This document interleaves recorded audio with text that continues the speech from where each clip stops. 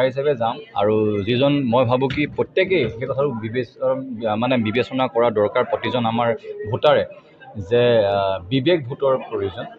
গতিকে প্ৰত্যেককে এইটো মই অনুৰোধ কৰোঁ যে বিবেক ভোটটো দিয়ক আৰু যিটো আমাৰ এটাই অধিকাৰ, আমাৰ ভোটাধিকাৰ। গতিকে সেই অধিকাৰটো যাতে কেতিয়াও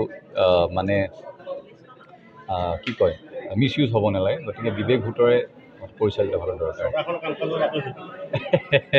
আমিতো শিল্পকৰ্মৰ লগত জড়িত মানুহ, গতিকে সদায় শিল্প কৰি যাম।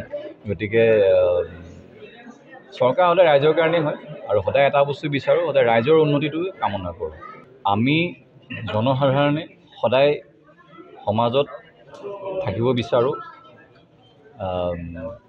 কোনো ধৰণৰ খাম খেয়ালি নোহোৱাকৈ। আমি যি ধৰণে কাম কৰি আছোঁ কেৱল এটা কথাই বিচাৰোঁ,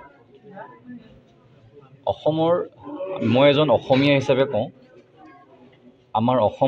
আমাৰ যি সংস্কৃতি, আমাৰ অসমৰ যিটো ভাষা সদায় যাতে কেতিয়াও যাতে নেহেৰায়। কাৰণ আমি মাৰ পেটৰ পৰা আমি অসমীয়া জন্ম হৈছোঁ, সৰুৰ পৰা অসমীয়া শিকিছোঁ, অসমীয়া কৈছোঁ।